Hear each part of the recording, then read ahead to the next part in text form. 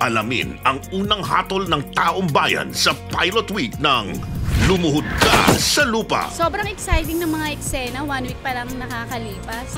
Pogi ni Kiko! Ay, tabi po muna kayo ha. Lagot kayo ngayon.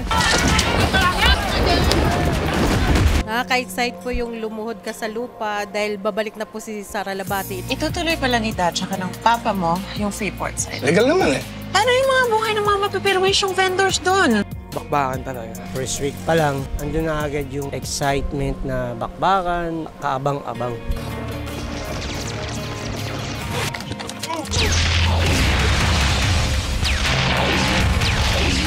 Maganda yung mga action niya. Favorite ko yan. Galing silang umarte, parang totoo. Ito po, abangan ko po talaga. Tapusin ko po hanggang dulo po. Weekdays, 2:30 p.m. sa TV5.